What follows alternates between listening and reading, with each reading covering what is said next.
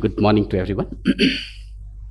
The dignitaries sitting on the dais, Sri Suresh Kumarji, Additional Chief Secretary, Government of West Bengal, and currently the Chairman, DVC, DG Terry, Pranav Vasuji, Ujjwal Bhattacharya, Anil Kumar Pandey, Deepak Gupta, and all. And there are so many other dignitaries who are sitting off the dais. But most important is the audience who has come and tried to spare his time to listen to us probably. But let me at the very beginning say that we have lived our life. The future lies in the youngsters, and it was rightly pointed out by in the very first inaugural address was that innovations, startups, probably they are the future. The topic today of net zero by 2070 for India, or net zero by any earlier days or earlier year by any other countries who are in the race, and rightly pointed out by Suresh Kumarji that we have to look our own house first and try to see that there is a sustainability of growth, and at the same time we have to meet the requirement of our consumers in a just manner and try to see that that is affordable as well. If I have to meet all these challenges, there are so many words that keeps on coming. Could be just transition, energy transition, and so on and so forth. But ultimately what we have to see is the electricity reaches to each and every household and each and every consumers in a more reliable manner. The quality is now a focus. Earlier we were definitely only saying that okay, we need to give electricity to the consumers, but now we have started talking about its quality and reliability part of it as well. Now how do we maintain this? It's a big challenge, particularly keeping in view the international commitments and our own goal of sustainability and growth. CA had been taking good amount of exercises in this endeavor. I am sure other organizations are also in the same way. Terry also does that kind of exercise. We also have a MOU with Terry, wherein a number of areas we have been trying to tie up. We have a MOU with DTU as well. I'm not sure whether anybody is from DTU here, on particularly on the clean transition and clean energy and energy transition and all. But ultimately, when we sit down on the drawing table and try to see what could be the feasible solution, probably we are stuck. The reason being the visibility of various technologies that is available in the country as of now, and what is likely to happen in that time frame. We have seen in our own time period of, let's say, 30 years, what I had lived in the power sector, 30, slightly more than 30 years now. What we studied is probably is depleting and getting obsolete. There are new things, new areas, new avenues where we are now trying to explore. And this is a phase where we need to do further. We are just at the beginning of that iceberg, wherein we have just started that innovation. We have just started that technologies innovations, wherein the energy transition fits in. But lot has to be done in this particular space if we really want to have that kind of a visibility. Just for example, if I quote few numbers today, we do have a visibility up to 2030. Absolutely, the roadmap is clear. How much RE is going to come, say solar, wind, battery storage, or any other sources of energy.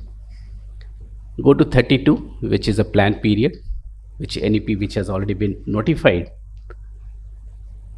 But just to give you one incidence, that is the last 2 years, if you see, the growth has been phenomenal. And there had been months where the growth has been even to an extent of 20%, which Probably no planner ever thinks of that kind of exorbitant growth and factors it into the system. Everybody goes as per the normal growth, normal trends, and that kind of a scenario is built. The net result was 4 years back we were thinking that we have already reached a condition of surplus situation, and that was truly so. We had entered into a zone of surplus capacity wherein some of our projects started getting stressed, stranded, and there's a history of it. Demand also slowed down during the COVID period, but suddenly after COVID, we have seen a spurt and the rise is much faster than what was expected out of it. And we have entered into a zone where we are just neck to neck in terms of the capacity, and until less we accelerate the process, accelerate installation of the generating stations, probably we might again try to default maybe after 2 or 3 years. And that is how Sureshji was very right in saying so, that we need to add all types of capacity, probably including thermal as well. And you might have seen the shift in the planning. And in the last 2 years, we have been emphasizing that we'll also keep on adding the coal-based stations. Minimum target, what we have assigned to ourselves is around 80 gigawatt, of which around 24-25 gigawatt is already under construction, and rest we are also planning to do so. But then we are also trying to focus on the measures that are required to be taken so that there is less emission. We are very much concerned about it. We are also trying to see what could be the next step wherein we can make this coal-based stations more greener. And in that endeavor, definitely two things which is right now on card, maybe tomorrow there could be some more measures that can be taken. One is the advanced ultra supercritical technology, of which there was an announcement in the budget also this year. And the second is CCUS, which is carbon capture and utilization sequestration. There could be some more as well. And even in the policy front, what is easily doable is we have already allowed thermal power stations to have a blending with RE. What does that exactly mean is, if I run thermal based power plants as a base load throughout the day, probably I'll end up using more coal and generating more CO2. Instead of that, during the day, they can flex, and the flexible operation of these thermal power stations will bring them down to 55% or going to 40%. And there will be savings in terms of coal and saving in terms of CO2 emissions as well. So we are very much, even though we are trying to see that the demand and the sustainability and the reliability is met, but at the same time we are very cautious and we are trying to see that we are able to meet the emission goals as well. Not only this, if I have to really see in terms of the future, probably 2070 is too far. I really don't know what is the visibility in that space. But we had been trying to work out a number for 2047 or even 2050. That number also becomes very mind-boggling. In fact, if I say just one or two, just some figures, the solar itself, what we have targeted as of now of around 290 gigawatt by 2030, goes to somewhere around 1200 gigawatt by 2047. The reports will be releasing quite shortly. It has already been sent to Ministry of Power. Wind, which is likely to be somewhere around 100, will go to around 300 or 400 gigawatt in that time frame.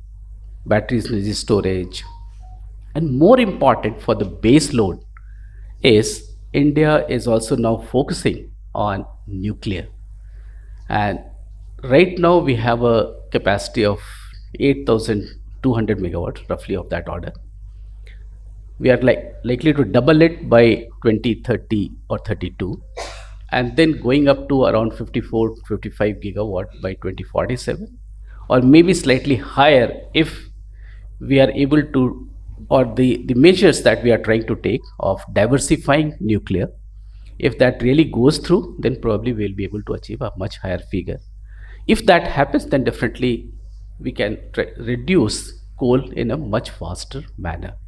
But to my understanding, coal will still peak somewhere around 2030, 34, 35, and then it will try to reduce. Of course, it all depends on the future developments and future mixes that is likely to happen. But still, leave aside the narratives that I have built so far, but we are also trying to see that our RE space also grows in a much, much faster manner so that the share of renewables is growing and is increasing over a period of time from roughly around 45% of installed capacity as of now. We are likely to touch around 65% by something like 32, and then in the time frame of 2047 we might touch even 80 to 90% of that range. So what does this mean is, even though we are focusing and trying to see and protect the interest of the consumers, but at the same time we have not lost the focus of energy transition and clean energy. In that space, again, one another focus area is the hydro. Hydro lost its track maybe around 15 years back. There was a huge, I mean, if you see the track record around 25 years back, it used to command somewhere around 50 to 40% of its share. Slowly and slowly kept on reducing. But again, the time has come where the energy transition is a focus. We must target on development of hydro and hydro pump storage. Good news is that it has again started picking up, number one. Number two, we have seen in generation, even in terms of when there was scarcity of resources in the country around 20 years back, it was the private sector which came, entered, and because of the private sector participation, we could increase the percentage share of private sector in the generation space. Same thing is now required in the hydro space as well, and I'm happy to see that at present most of the hydro PSP which is being submitted to CA is coming from the private sector, and they have really promised me that they will be trying to commission these plants between anywhere between 44 months to 46 months, or latest by 50 months after they have started construction, which is a very, very good sign. And these are in the kitty of off-stream closed loop hydro pump storage, which has all the two reservoirs on only HRT is supposed to be done. And this is a very, very low hanging fruit which must be harnessed by one and all. Even though I know that there are competitors, and competitor definitely is going to be battery energy storage system, whose prices has suddenly started going down, and I'm really surprised to see that, because 1 year back it was around 12 to 13 rupees. Suddenly in Gujarat bed it comes down to 5 rupees, and people have not started talking about further going down. But from a sustainability point of view, from an energy security point of view, India has no option but to go for hydro PSP. I think that should be the focus, and if we really want to go in that space.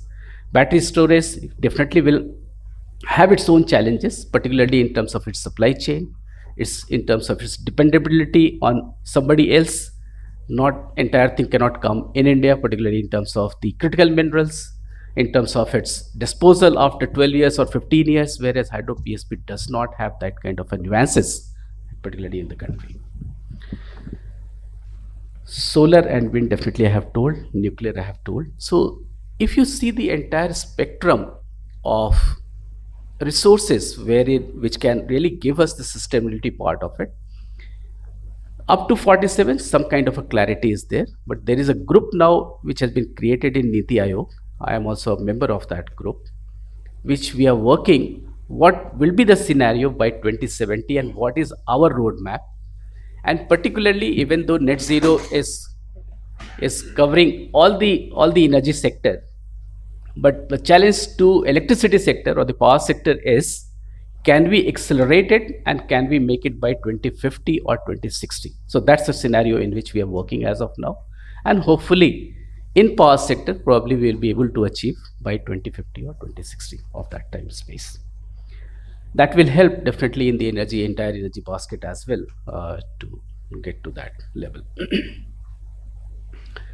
Of course, having talked about generation, they are not alone enough to really go up to the consumers. So you have to build the huge amount of transmission. And as Bhattacharya rightly pointed out, that we gave a mantra that transmission ahead of generation, because earlier we were doing the other way around, because we used to have a visibility of any generating station starting, and they used to take around 4 to 5 years, so that once the generating used to start, and then we used to take up the transmission network. But now, since the gestation period of solar and wind is much lower, it is hardly around anywhere between 12 months to 18 months to 24 months. So I need to build transmission line much earlier. And that means now we have the concept of planning of transmission has changed. And that is, we are now building transmission line based on the potential in that particular area. And if we find that there is a potential of solar, there is potential of wind, then we assess that potential, get it verified by MNRE at the last end through all the agencies, and then we try to plan for those transmission line and go ahead. But there are challenges. Challenges is that these potentials are concentrated in a particular area and particular maybe a few states. Particularly, the constraints are mostly coming from Rajasthan, Gujarat, where it is most majorly concentrated. So we have now no option but to plan for HVDC lines, and there are constraints in HVDC lines which I need not explain here, but we are trying to see that how we can overcome those constraints in a faster manner as well.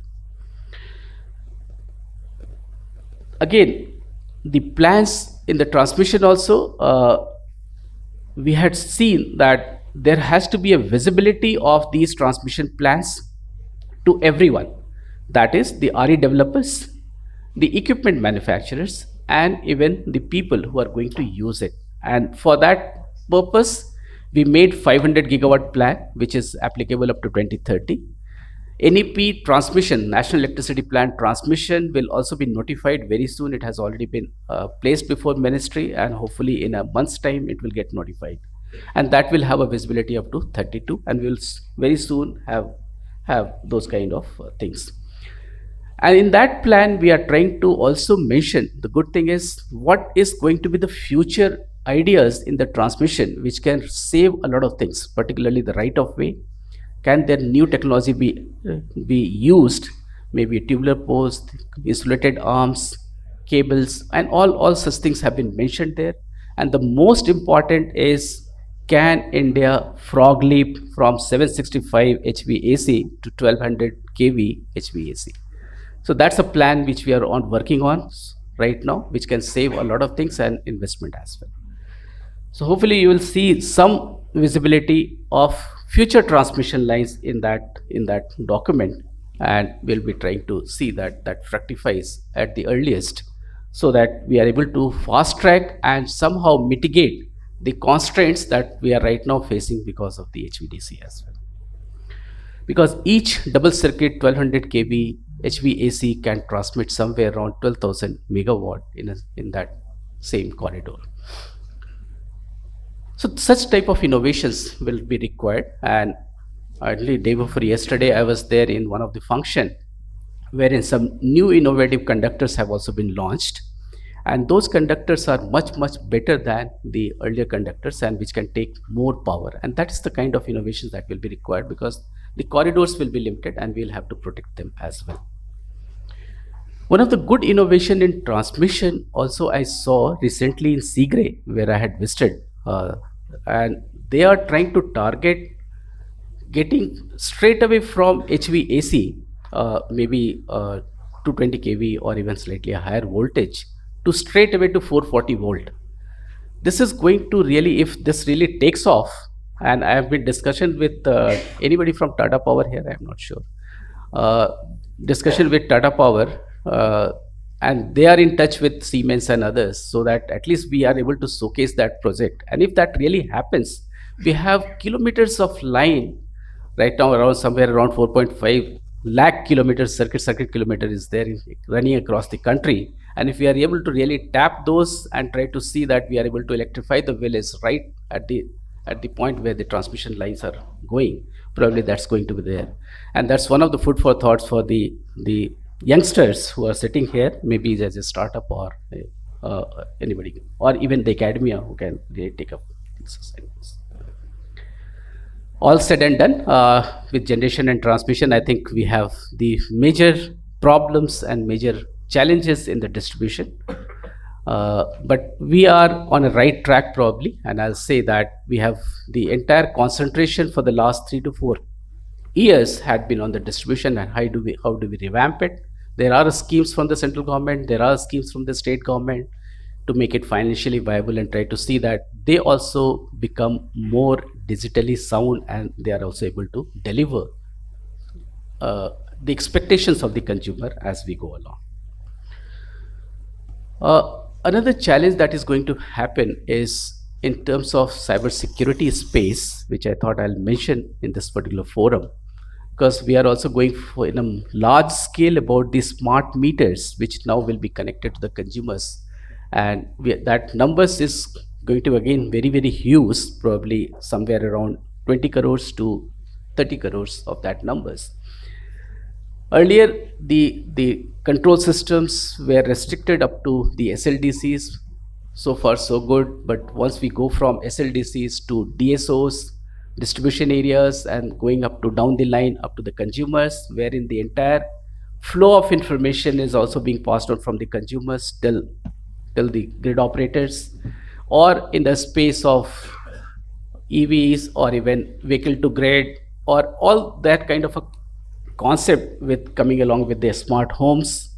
And if there is a consumer behavior of participation in the meeting of the load demand of the, the state, so all these is going to is good definitely, but then we have to be very cautious, particularly in terms of the cybersecurity aspects, and for which CA has established is going to establish. I mean, it will be inaugurated maybe in another 1 month or at the most 2 months time, and that is CSERTs, which will be operating 24/7, and this has been specifically made for monitoring all such activities in power sector, uh, along the 6 verticals, particularly in the thermal, hydro, transmission, grid operations, distribution, and the overall constructs of these things. There are other few challenges which I think, since we are talking in the time frame of 2070, we need to make ourselves ready, future ready, where particularly in the transmission business is quick development of availability of CRGO, which is again a constant, and due to which we are not able to supply transformers at the right time, even the reactors at the right time. So CRGO needs to be quickly built up. Uh, Another area which I thought I'll just try to mention is the space of green hydrogen and ammonia. Definitely, it's going to be a good area where the country is progressing, and wherein the cooperation and the joint planning is required between Ministry of Power, and good thing is Ministry of Petroleum is also, I mean, people from petroleum sector is also here, because we need these green hydrogen, green ammonia getting, particularly green hydrogen, getting it blended in the same pipeline, or can we have a dedicated pipeline for green ammonia from where it is being produced. I've initiated on a small group which is studying right now, and I think Gail is also a partner, and Gail people have is participating in that. Just the case where if I need to, whether I need to put my green hydrogen plant right at Paradeep in Odisha, or I put the same plant at Rajasthan, and instead of transporting electricity, can I transport the green hydrogen gas to Paradeep, and that kind of a situation. Preliminary result is very encouraging, and it shows that probably that would be a more advantageous for us, because that can also keep on catering to the demand as it comes along the pipeline to the refineries, to fertilizer plants, and then ultimately reaching up to the port, from where whatever amount is supposed to be exported, that can be exported outside the country as well. So these are some of the innovations, some of the good collaborations that we need to have, inter ministerial or inter department collaborations, wherein we need to really work on, so that at least we try to achieve that kind of thing. At the end, I'll only say that We are also organizing a brainstorming session on 14th and 15th, which is targeted to see what kind of power sector we expect. I think that's a question to all of you, and I'll be happy to receive your contributions in that brainstorming sessions, which is being organized in Delhi itself at the JM Marriott on 14th and 15th of October. Please do come, please do participate, and let's build up the power sector, build up the nation. Thank you so much.